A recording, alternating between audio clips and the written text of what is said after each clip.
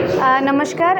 सध्या आपण सांगली महानगरपालिकामध्ये भांडवलीप्रमाणे कर लावण्याचं निर्णय चालू आहेत आणि ह्यामध्ये आपण नोटिसेस वाटणार आहोत. ह्यामध्ये जे मेन मुद्दे आहेत स्पेसिफिकली की जे निवासी मालमत्ता आहे त्यामध्ये नियमप्रमाणे आपल्याला दुप्पटपेक्षा जास्त कर वाढ करता येणार नाही, अनिवासीमध्ये तिप्पटपेक्षा जास्त वाढ करता येणार नाही आणि ज्यांच्या मालमत्ता सध्या 500 स्क्वेअर फीटच्या आतमध्ये आहेत त्यांचं मागचं जे घरपट्टी होता त्यामध्ये काहीच पण बदल होणार नाही. खूप मोठा जे विषय होता की ह्यामध्ये रेंटमध्ये देण्यात आलेले जे मालमत्ते होते त्यांच्यावरती 58% वर आकारणी होत होता. सध्या भांडवलीप्रमाणे हे विषय आता राहणार नाही, बिकॉज सर्वचे सर्व मालमत्ता आता रेडी रेकनरप्रमाणे कॅल्क्युलेशन होणार आहेत आणि रेंटला द्या किंवा स्वतः वापर करा त्यामध्ये आता काही डिस्टिंक्शन राहणार नाही आणि सर्वांना समान सारखं आपल्याला कर भरावं लागतील ॲज पर द कॅल्क्युलेशन आणि रेडी रेकनरप्रमाणे.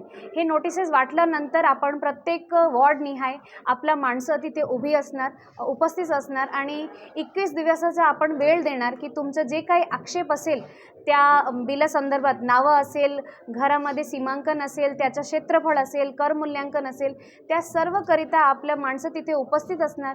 तुम्ही तुमच्या सर्वांच्या आक्षेप तिथे नोंदवू शकतात आणि त्यानंतर आपला इथे सुनावणी होणार रीतसर आणि जेव्हा ते सुनावणीचे निकाल लागेल आणि दोन्ही पार्टीला ते मान्य असणार त्यानंतर त्यांना कराची टॅक्स नोटीस बजावण्यात जाणार, फायनल नोटीस, आणि त्यानंतर आपण त्यांच्यावरती कर आकारणी सुरू करूया.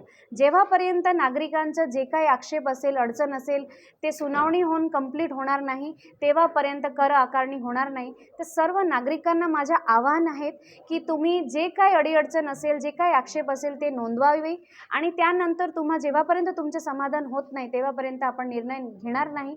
सांगलीला जरी आपल्याला सुंदर, सुशोभित आणि प्रगत करायचे असेल तर 20 वर्षापासून 25 वर्षापासून जे आता करमध्ये काहीच बदल झालेला नाही, पण सांगली त्या हिशोबानं खूप मोठी झालेली आहे.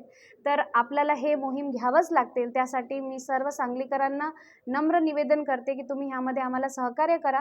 तुम्हाला जे काय शंका असेल आम्ही नक्की ह्याला सॉर्ट आउट करायसाठी, सॉल्व्ह करायसाठी प्रयत्न करू. धन्यवाद. त्यांना आता रेडी रेकनर भांडवलीप्रमाणे रेडी रेकनरचे रेट येणार आहेत आणि ज्या लोकांनी आता तिथे खूप घाण करून ठेवलेले आहेत, खूप घाणचे साम्राज्य झालेले, त्यांनी त्वरित स्वतः हे क्लीन करून घ्यावी.